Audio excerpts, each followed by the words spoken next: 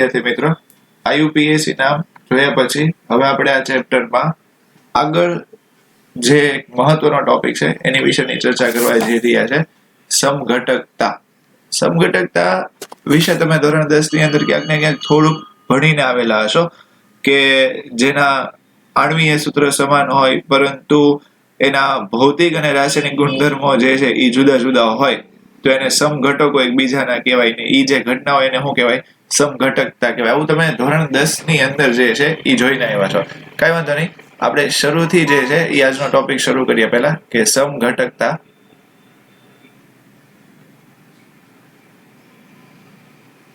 સમઘટકતા કે આણ્વીય સૂત્ર સમાન હોય, આણ્વીય સૂત્ર સમાન હોય, કોઈ બે સંયોજનોના આણ્વીય સૂત્ર સમાન હોય પરંતુ તેના ભૌતિક અને રાસાયણિક ગુણધર્મ ભૌતિક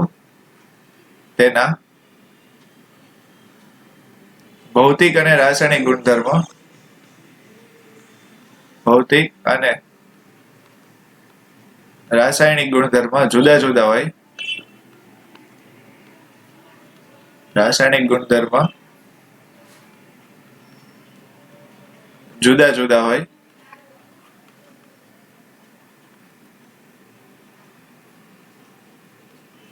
તો તેને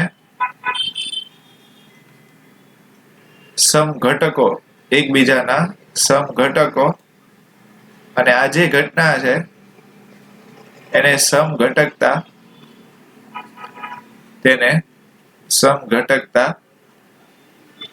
કહે છે. બરોબર છે. એટલે સમઘટકતા કોને કહેવાય એ તમને બેઝિક જે છે એ પહેલા ખ્યાલ આવી કે જેના આણ્વીય સૂત્ર સમાન હશે પરંતુ તે ભૌતિક અને રાસાયણિક ગુણધર્મ જો જુદા જુદા હોય તો એને શું કહેવામાં આવશે? સમઘટકતા કહેવાય. હવે અહીંયા સમઘટકતા જે છે ને એને ધોરણ 10 ની અંદર તમે થોડુંક ભણીને આવ્યા છો. આ સમઘટકતાની વ્યાખ્યા ક્યાંક તમે ધોરણ 10 ની અંદર જોઈ હશે.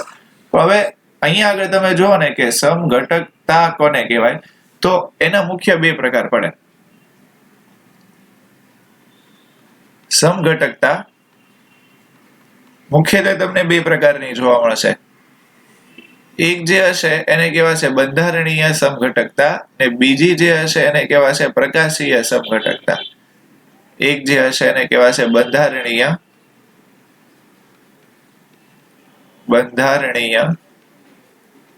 સમઘટકતા,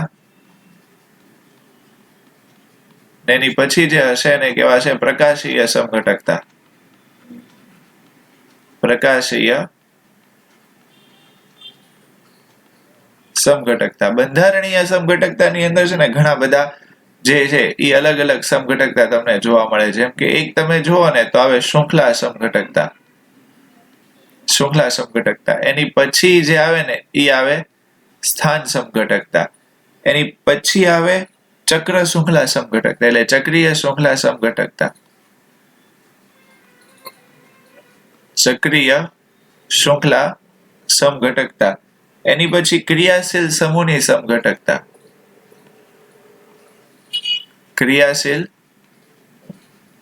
ક્રિયાશીલ સમૂહની સમઘટકતા. એની પછી તમે જુઓ તો આવે મેટામેરિઝમ. એની પછી આવે મેટામેરિઝમ. ને એની પછી જે તમને આવે એ આવે ચલરૂપકતા. આટલા જે છે એ બંધારણીય સમઘટકતામાં ભાગ પડે. હવે એવી રીતે તમે જુઓ ને કે અવકાશીય સમઘટકતા છે તો અવકાશીય સમઘટકતામાં મુખ્યત્વે અહીંયા તમારે બે ભાગ પડશે. એક જે આવશે એ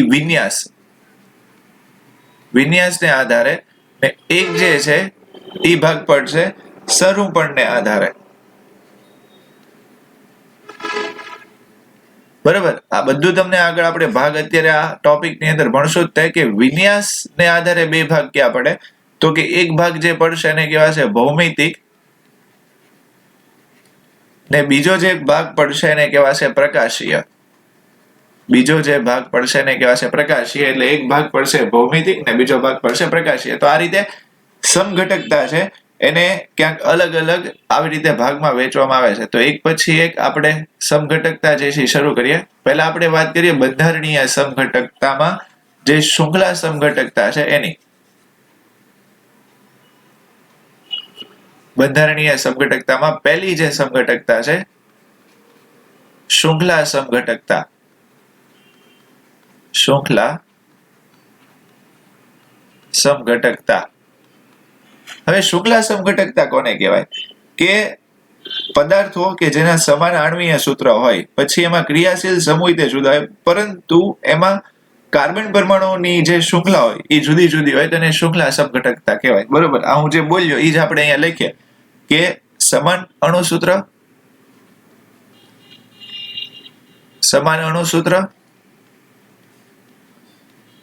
સમાન ક્રિયાશીલ સમૂહ,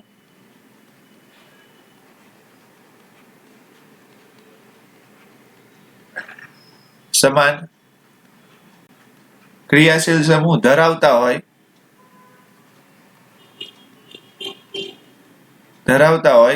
પરંતુ અણુમાં કાર્બન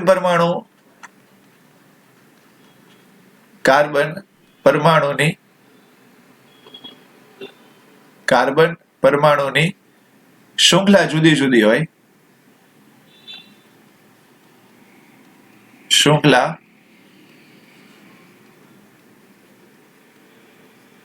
જુદી જુદી હોય તો તેને શૃંખલા સમઘટકો કહે છે. ઉદાહરણ તરીકે આપણે અહીંયા જોઈએ, એક ઉદાહરણ જોઈએ તો અહીંયા તમે ખાસ જો કે હું એક લખું છું CH3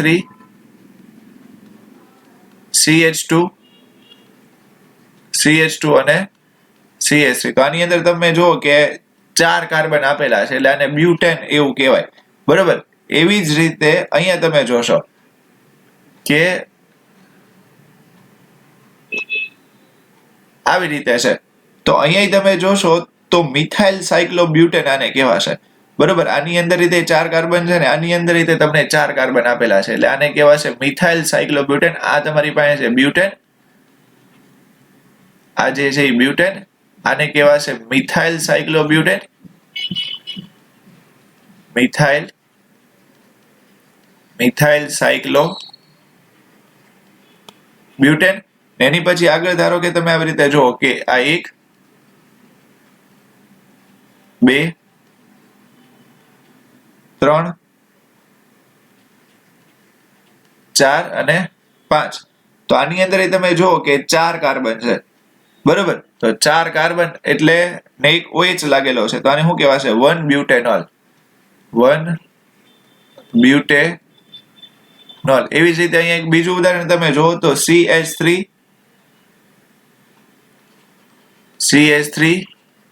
CH CH3 ને અહીંયાથી જશે CH. તો આનું નામ તમે જુઓ તો શું થાય? 2 મિથાઇલ પ્રોપેન. 2 methyl propane. કેટલા કાર્બન આની અંદર પ્રોપેન એટલે આવ્યા? તો કે 3 કાર્બન. એવી જ રીતે તમે અહીંયા જુઓ તો સાયક્લોપેન્ટેન. બરોબર, સાયક્લોપેન્ટેન.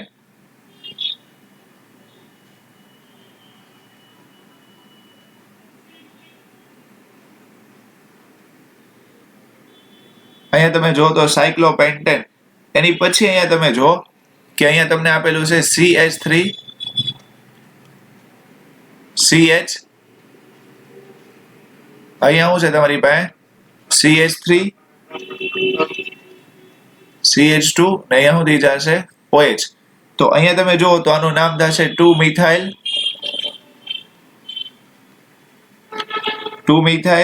1 પ્રોપેનોલ. આનું નામ કાંક આવી રીતે થશે કે 2 મિથાઇલ 1 પ્રોપેનોલ. હવે અહીંયા તમે આગળ જોવો ને આખી વસ્તુ તો જો અહીંયા ખાસ જુઓ કે પહેલા કેટલા કાર્બન હતા? 1 2.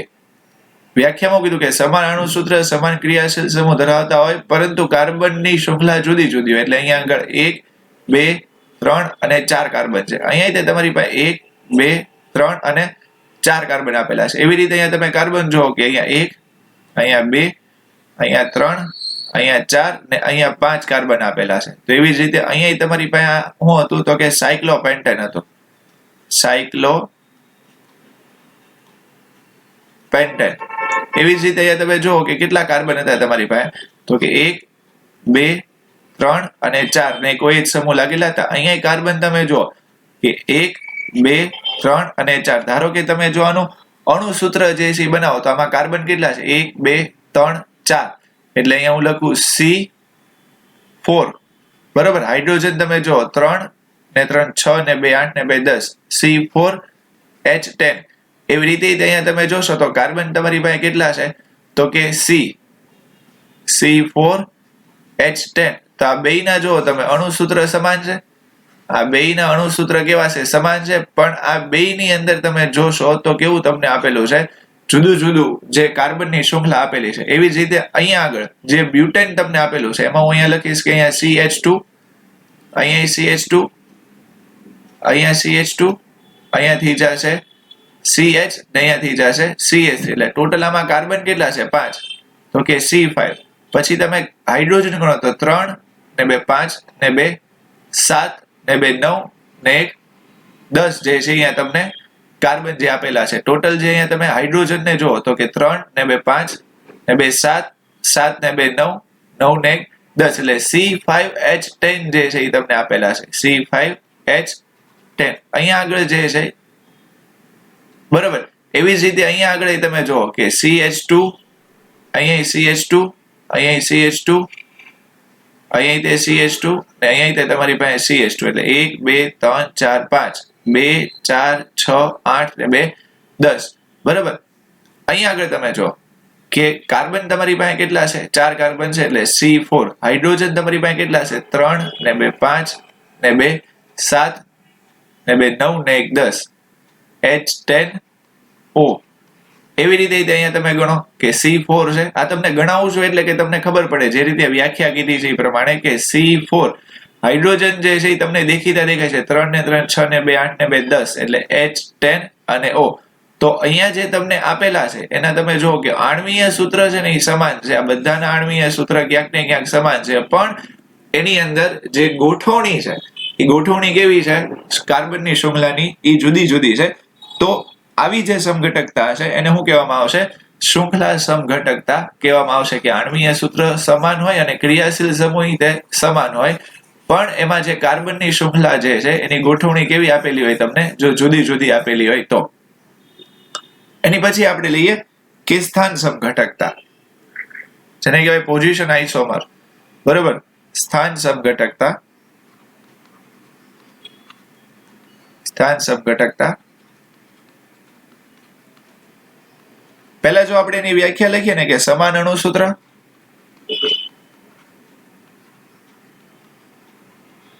સમાન અણુસૂત્ર, સમાન ક્રિયાશીલ સમૂહ,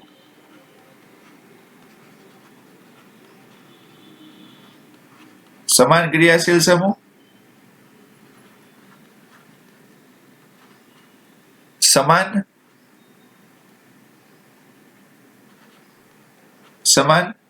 મુખ્ય કાર્બન શૃંખલા હોય, સમાન મુખ્ય કાર્બન શૃંખલા હોય,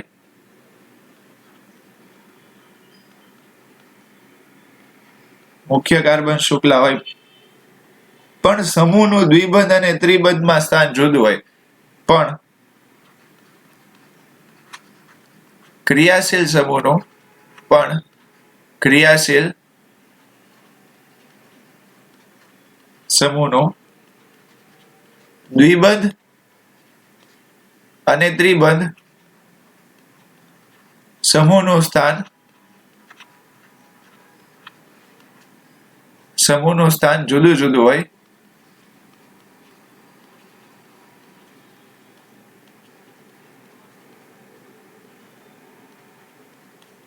તો તેને સ્થાન સમઘટકતા એવું કહેવામાં આવે છે. ઉદાહરણ તરીકે આપણે જોઈએ કે હું એક અહીંયા સૂત્ર લખું છું કે CH2 double bond CH bond CH2 bond CH3. આનું નામ થશે બ્યુટ 1 ઇન, બ્યુટ 1 ઇન. બરોબર. હવે આવી જ રીતે તમે જુઓ કે આનું નામ થશે CH3 CH double bond CH3 તો આનું નામ ઉધી જશે બ્યુટ-2-ઈન. બ્યુટ-2-ઈન. હવે આ બધાની અંદર તમે ખાસ જુઓ કે જે દ્વિબંધનું સ્થાન છે ને એ દ્વિબંધનું સ્થાન જુદું જુદું છે. અહીંયા કાર્બન, અહીંયા દ્વિબંધ જે છે એ પહેલા ને બીજા કાર્બન છે, ને અહીંયા જે દ્વિબંધ છે એ કેવા છે? બીજા ને ત્રીજા કાર્બન વચ્ચે છે. એટલે એને શું કીધું કે ક્રિયાશીલ સમૂહનું દ્વિબંધ અને ત્રિબંધ સમૂહમાં સ્થાન કેવું હોય? જુદું જુદું હોય. હજી એક ઉદાહરણ લઈએ કે હું આમ લખું કે CH3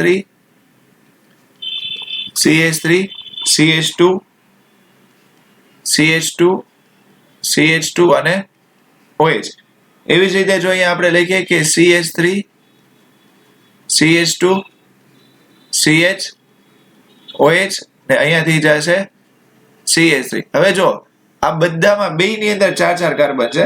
પહેલામાં OH પહેલા કાર્બન ઉપર હતો, અહીંયા OH એ પહેલા કાર્બન ઉપર છે, ને અહીંયા OH એ બીજા કાર્બન છે. તો ક્રિયાશીલ સમૂહનું સ્થાન જુદા જુદા કાર્બન ઉપર છે. તો આને શું કહેવામાં આવશે?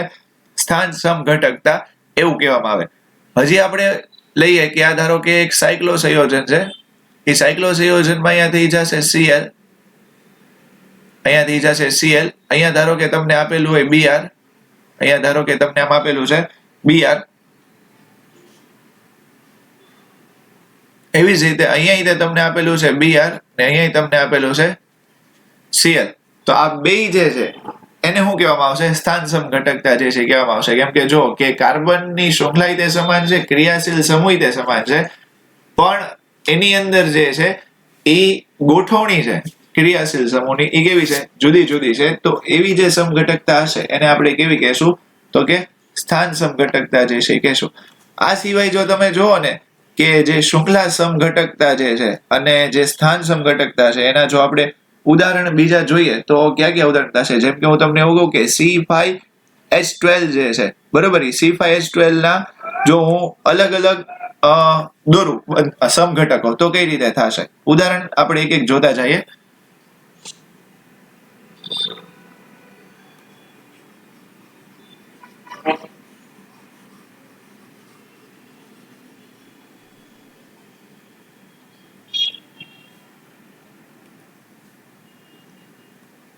C5H12 એટલે આની અંદર કાર્બનની સંખ્યા જે છે એ તમે જુઓ ને તો ટોટલ તમને કેટલી જોવા મળશે? તો કે 5 જોવા મળશે. અને હાઇડ્રોજનની જે સંખ્યા જુઓ તો હાઇડ્રોજનની સંખ્યા તમને કેટલી જોવા મળશે? તો કે ત્યાં તમને જોવા મળશે 12 હાઇડ્રોજન જોવા મળશે. હવે જો પહેલા આનું સમઘટક ટોટલ તમારે દોરવાના છે તો પહેલા તમે જુઓ ને તો આવી રીતે થશે. કેટલા કેટલા શક્ય સમઘટકો થાય? આ 1, આ 2, આ 3, આ 4 અને આ 5, બરાબર. પછી સમઘટકમાં હું એક દોરું કે આ 1, આ 2, આ 3, આ 4 ને એક અહીંયા 5, બરાબર. હાઇડ્રોજનની તો ગોઠવણી કરતા તમને આની અંદર આવડે જ તે. એની પછી અહીંયા તમે જો આ 1, 2, 3, 4 અને 5. તો આ એના 3 સમઘટકો કાંક આવી રીતે થયા, બરાબર. હવે ઈ પછી તમે જુઓ ને તો પહેલા તો આ કઈ સમઘટકતા કહેવાય? આમાં સ્થાન સમઘટકતા જોવા મળે કે આમાં શૃંખલા સમઘટકતા જોવા મળે? તો કે આમાં શૃંખલા સમઘટકતા જોવા મળે. કેમ કે જો આનું અણુસૂત્ર બધાનું સમાન છે, બરોબર. અહીંયા બધી જગ્યાએ તમે જો કે 5 કાર્બન છે, પણ કાર્બનની શૃંખલા જે છે ને એ જુદી જુદી છે. તો આની અંદર જે છે એ તમને શું જોવા મળશે? તો કે શૃંખલા સમઘટકતા જોવા મળે. શૃંખલા સમઘટકતા જે છે એ જોવા મળે. એની પછીનું આપણે ઉદાહરણ લઈએ કે C6H14, બરોબર. આવી રીતે આપણે એક ઉદાહરણ લઈએ કે C6H14 એટલે કે 6 કાર્બન અને 14 તમને શું આપેલા છે? તો કે હાઇડ્રોજન આપેલા છે. આની જો તમારે ગણતરી કરવી હોય તો કઈ રીતે થાય? હવે ખાસ ધ્યાનથી જોજો ભાઈ કે પહેલા 6 કાર્બન છે એટલે હું 6 કાર્બનને લાઈનમાં લખી નાખું. 1, 2, 3, 4, 5 અને 6. એની પછી જોજો કે અહીંયા 1, 2, 3, 4, 5 ને અહીંયા 6થા નંબરના કાર્બન ઉપર એટલે અહીંયા 5મા નંબરના કાર્બન ઉપર આ 6થો કાર્બન આવ્યો, બરાબર. એની પછી અહીંયા થોડીક આમ અલગ પાડી દો એટલે તમને તે ખ્યાલ આવે. 1, 2, 3 4 5 ને એક કાર્બન અહીંયા. એવી જ રીતે 1 2 3 4 એક કાર્બન અહીંયા ને એક કાર્બન અહીંયા. એવી જ રીતે 1 2 3 4 5 અને 6. તો આ બધા જો ટોટલ આના સમઘટકો કેટલા થયા? 5. હવે આનાથી તમે પેલા શક્ય પોઝિશન જે છે એ જોવો ને તો કોઈ બની ન શકે, બરોબર? કે બીજી કોઈ આની શક્ય સમઘટકતા જે છે એ ન થઈ શકે. શૃંખલા સમઘટકતા જે છે ને એ કોને કહેવાશે? શૃંખલા સમઘટકતા એ ખાસ તમે જુઓ કે કોણ કોણ એની અંદર આવશે. તો કે પહેલા આને હું નામ આપી દઉં A, આને હું નામ આપી દઉં B, આને હું કહી દઉં C, આને હું કહી દઉં D, આને હું કહી દઉં E. આની અંદર શૃંખલા સમઘટકો જે છે ને એ કોણ કોણ થશે? તો પહેલા તમે ખાસ જુઓ કે A અને B જે છે, બરોબર? એ A અને B ને જે છે એ બેને શૃંખલા સમઘટકો જે છે કહેવાશે. એટલે એક આ A અને B બે શૃંખલા સમઘટકો થશે. એની પછી જે તમને સંયોજન આપેલું છે તો કે B અને D જે તમને આપેલું છે એ B અને D તે તમારું કેવું થઈ જશે? શૃંખલા સમઘટકો થશે. એની પછી તમે જો કે A અને C, આ A અને C તે એકબીજાની હારે શૃંખલા સમઘટકો થશે. એટલે જો આપણે પેર બનાવીએ છીએ કે A અને B એકબીજાની હારે શૃંખલા સમઘટકો કહેવાય, B અને C એકબીજાની હારે શૃંખલા સમઘટકો કહેવાય, A અને C એકબીજાની હારે શૃંખલા સમઘટકો કહેવાય, શૃંખલા સમઘટકો કહેવાય. એવી રીતે C અને D, આ C અને D એ એકબીજાની હારે કેવા છે? શૃંખલા સમઘટકો કહેવાય. ખાસ જે છે ને એ સ્થાન સમઘટકતા કોને કહેવાય? સ્થાન સમઘટકતામાં આપણે શું જોયું હતું કે જે ક્રિયાશીલ સમૂહ હોય ને એ ક્રિયાશીલ સમૂહની ગોઠવણી જુદી જુદી હોય. અહીંયા જો C માં અહીંયા ત્રીજા નંબરના કાર્બન ઉપર આ ક્રિયાશીલ સમૂહ આપેલો છે CH3. અહીંયા આગળ તમે જો કે બીજા નંબરના કાર્બન ઉપર આવેલો છે. એટલે અહીંયા જે તમે જોશો ને તો બે તમને B અને C જે છે એ તમને સ્થાન સમઘટકતા જે છે એ જોવા મળશે. એવી જ રીતે તમે D અને E જોશો, બરોબર? D અને E અહીંયા જો બીજા અને ત્રીજા નંબરના કાર્બન ઉપર છે ને અહીંયા ખાલી બીજા નંબરના કાર્બન ઉપર જે છે એ બે જોડાયેલા છે. એટલે D અને E થશે. હું કહું છું આખી વસ્તુ ખ્યાલ આવે છે? આ 5 C6H14 ના સમઘટકો છે. હવે આની અંદર જો તમારે જોવું હોય કે કોણ સ્થાન સમઘટકો છે તો સ્થાન સમઘટકોમાં શું હોય કે જે ક્રિયાશીલ સમૂહ હોય એ ક્રિયાશીલ સમૂહના સ્થાન જુદા જુદા હોય. B અને C ને ખાસ ધ્યાનથી જો. B અને C માં બે જગ્યાએ એક જ તમારી પાસે CH3 એટલે કે મિથાઇલ સમૂહ લાગેલો છે. પહેલા જે B માં છે એમાં બીજા નંબરના કાર્બન ઉપર છે, C માં છે એ તમને ત્રીજા નંબરના કાર્બન ઉપર જોવા મળે. એવી રીતે D અને E માં તમે જો કે બે મિથાઇલ લાગેલા છે પણ એક બીજા અને ત્રીજા નંબરના કાર્બન ઉપર લાગેલું છે અને એક બીજા નંબરના કાર્બન ઉપર લાગેલું છે. હજી એક ઉદાહરણ આપણે જોઈએ એટલે તમારા મગજની અંદર વધારે ક્લિયરિટી જે છે આવે. કોઈ આની અંદર એવું રોકેટ સાયન્સ જે છે એ નથી, પણ ખાલી તમને સમઘટકો આવી રીતે જેમ મેં દોર્યા એમ દોરવાની તમારે જાતે પ્રેક્ટિસ કરવાની. ને એમાં તમારે મેં જેમ તમને અહીંયા વિચારાવડાવ્યું એવી રીતે તમારે વિચારવાનું કે કોણ સ્થાન સમઘટક થશે ને કોણ શૃંખલા સમઘટક થશે. એવી રીતે હજી એક ઉદાહરણ લઈએ કે C3H6Cl2, C3H6Cl2. હવે આ C3H6Cl2 ની અંદર આપણે પહેલા ગોઠવણી કરીએ કે કઈ રીતે ગોઠવણી થશે. હું અહીંયા હાઇડ્રોજનની ગોઠવણી ક્યાંય નહીં કરું, ખાલી કાર્બનની ગોઠવણી કરીશ. હાઇડ્રોજનની ગોઠવણી તો તમને કરતા આવડશે કે 1 2 3 એક Cl અહીંયા ને બીજો Cl અહીંયા. એટલે પહેલા કાર્બન ઉપર આપણે 2 Cl ને ગોઠવી દીધા. એની પછી તમે જો કે અહીંયા ઉધી જશે એક કાર્બન, આ બીજો કાર્બન, ટોટલ 3 જ કાર્બન છે ભાઈ આપણી પાસે, ને આ ત્રીજો કાર્બન. તો એક Cl અહીંયા ને બીજો Cl અહીંયા. એની પછી તમે જો 3 કાર્બન માટે 1 2 અને 3, એક Cl અહીંયા ને બીજો Cl અહીંયા. તો 3 બન્યા. હવે ચોથું જે છે ને એ શક્ય બન્યા કે ખરું? જો અહીંયા બીજા નંબરના કાર્બન ઉપર આવી ગયું એટલે એક જ કાર્બન ઉપર અહીંયા 2 આવી ગયા. હવે અહીંયા બીજા નંબરના કાર્બન ઉપર આવી ગયા અને અહીંયા 2 છેડેના કાર્બન ઉપર આવી ગયા. તો હવે એક શક્ય તમારી પાસે આવી રીતે વધે કે એક Cl અહીંયા C, પછી અહીંયા Cl ને અહીંયા આવી રીતે C. એટલે જો ટોટલ આમાં સમઘટકો જે છે એ કેટલા થઈ ગયા છે કે તમારી પાસે 4 સમઘટકો થશે.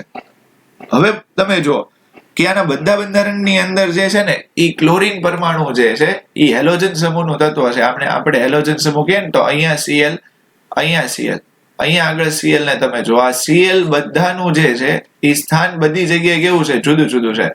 તો આને શું કહેવામાં આવશે? સ્થાન સમઘટકો કહેવામાં આવે. તો આ કેવી થઈ જશે? સ્થાન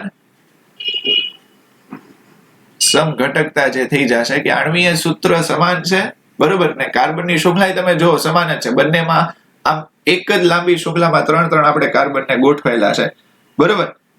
હવે ખ્યાલ આવ્યો ને ટૂંકમાં કે આને સ્થાન સમઘટકતા કહેવાય કે ક્લોરીનની જે છે એ જગ્યા તમને જુદી જુદી આપેલી છે. હવે ધારો કે હજી એક છેલ્લું ઉદાહરણ જે છે આપણે લઈએ. છેલ્લા ઉદાહરણ ની અંદર આપણે થોડુંક મોટું ઉદાહરણ લઈએ. મોટું ઉદાહરણ એટલે કે C7H16.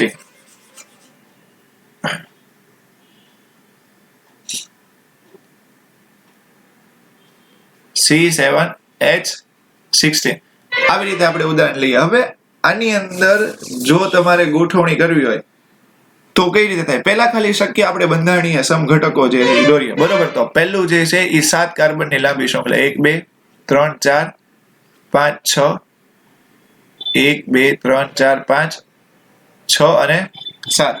એની પછી જો આપણે દોરીએ તો હવે આવું વિચારવાનું કે એક કાર્બનને આની નીચે લઈ લો, એટલે અહીંયા એક કાર્બન 2 3 4 5 અને 6 ને એક કાર્બન આની નીચે.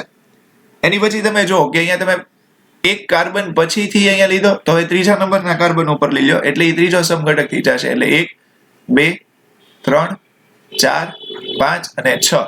એટલે અહીંયા હજી એક તમારી પાસે સમઘટક જે છે એ બની શકે, બરોબર. કે તમે ત્રીજા નંબરના કાર્બન, હવે એટલે જો પેલા 7 કાર્બનને લાઈનમાં લીધા, એક કાર્બનને લેજો બીજા નંબરના કાર્બન ઉપર, હવે ત્રીજા નંબરના કાર્બન ઉપર આવ્યો.